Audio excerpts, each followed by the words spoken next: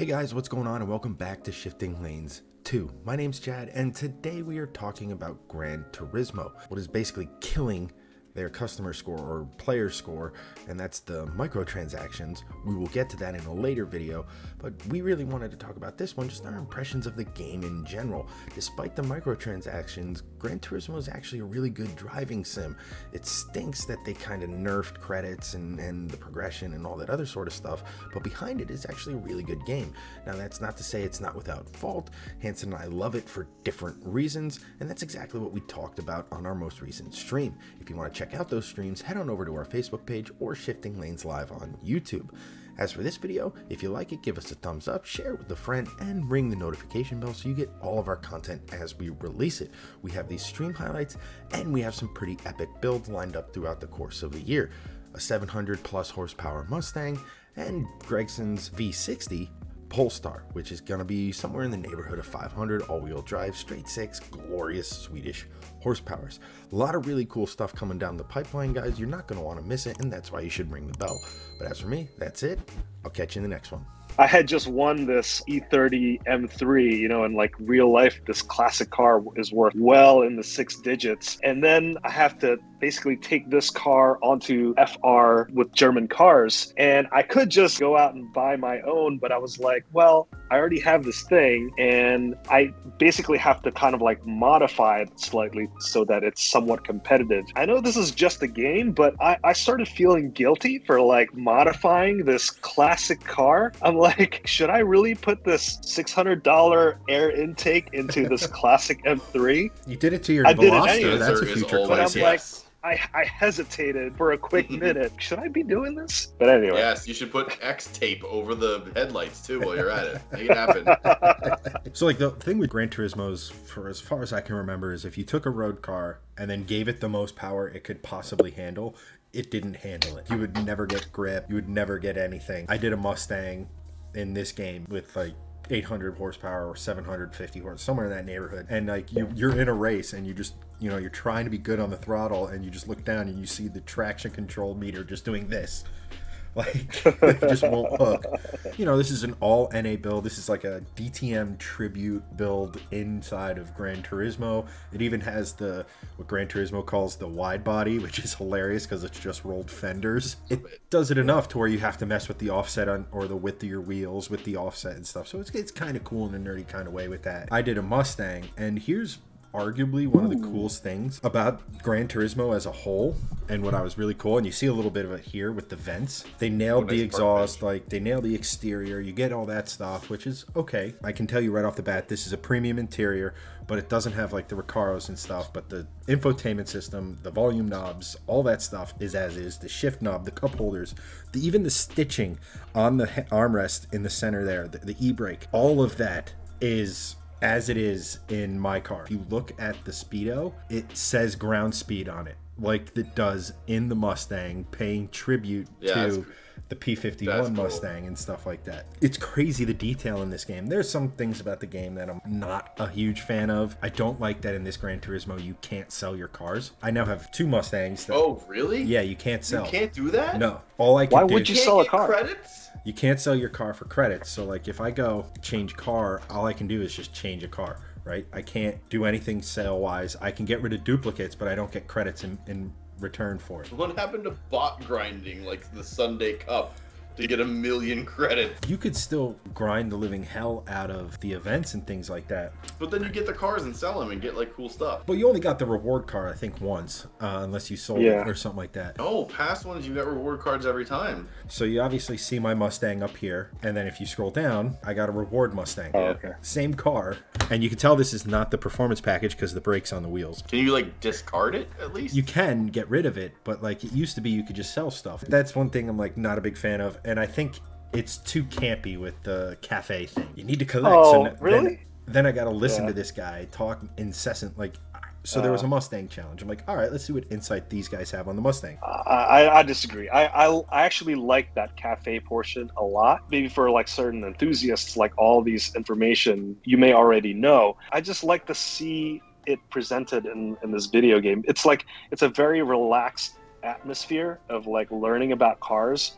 and like we all love chatting about cars, and the cafe experience feels like meeting up with someone and just like talking about cars. I like that relaxed pace, and I like the variety that the cafe, the menu system kind of provides. I know that's probably like different than previous Gran Turismos, but there's a lot to know about cars. You guys are just starting your kind of GT journeys in the last couple of weeks. Do you feel like this game is geared towards creating new automotive enthusiasts? I think there's a significant element of that. You have to do all this questing just to be halfway decent at the online portion of the PvP version of the game. It's a lot of questing to get to the point where, like, all right, I can have some serious equipment, I can go race online, I can do this stuff and everything. Whereas Gran Turismo's always been kind of about the overall experience, the artistic side of it, the building a new enthusiast via video games. But there's a lot of the stuff like that I just wish, like, as an enthusiast or as a hardcore car guy, I could just switch off. I don't know, it's not annoying. Like I said, it's like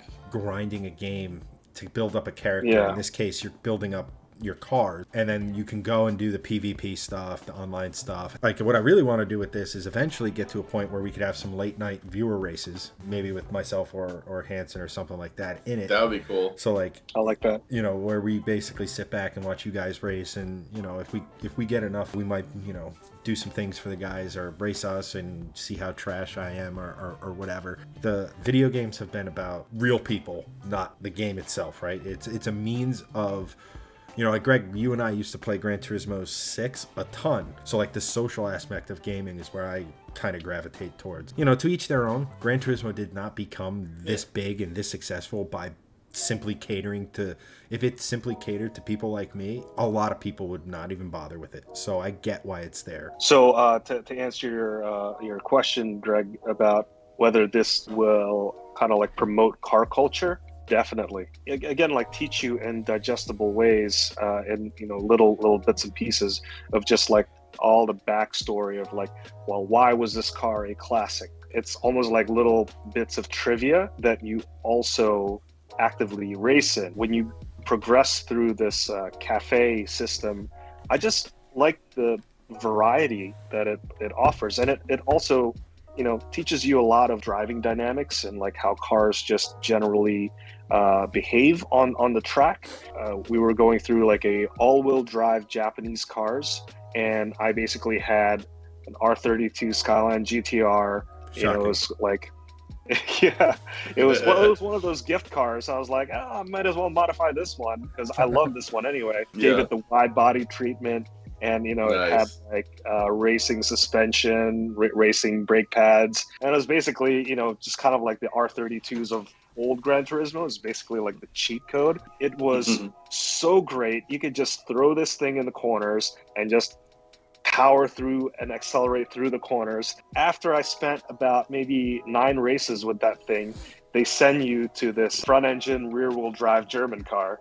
So immediately, my first race with an E30 M3, I was basically just spinning out nonstop because it doesn't have the all-wheel drive grip. We're able to drive all these different cars on track and stuff like that, which is great. And you really see like how these cars can differ at those limits. It's a good teaching tool. That's what this Gran Turismo thing is. It's the real-life driving simulator. Pretty long topic, but it's basically Gran Turismo versus Need for Speed, and how, like, Need for Speed's a little bit more casual as far as from the driving style and stuff, where Gran Turismo with the licenses, like he mentioned here, can be a little on the tougher side for casual gamers and things like that. I used to be all about Need for Speed, but I've gravitated more towards Sims in recent years. It's cars, man. If you're enjoying one product over the other, it's just like if, you know, Greg buys the wrong car, as he's prone to do, and I bought the right car, you know, we both love each other because it's cars, and we're crazy about cars and all that sort of stuff. I will add to the Gran Turismo versus Need for Speed. I like the new genre of racing, car racing, which is like in the crew, and also I think Need for Speed or Forza Horizon, where it's like this open world concept, and, you know, combining like Grand Theft Auto and just like all these arcadey racing games. I really like playing the crew because they had like this condensed version open world map of the United States, and you could just kind of like drive anywhere. I just spent hours just like driving around trying to get from like New York City all the way to San Francisco, crossing the country. I thought that was kind of cool. Yeah, that's neat. This is Tegi Type R Integra. Integra. Ah, Another one where I thought it blasphemous to put forced induction on it. I haven't really done too much to it. Most of my cars, if you're noticing a theme here, apart from the Mustang, because duh, the E30 is lightweight, as much NA as possible, and they do really well in a lot of different series and stuff. It's kind of where my go-to is for these. Like, I think I put this in the E30, I put more miles on than pretty much anything else, because they fit so many classes and they're really good for a lot of the early on phases.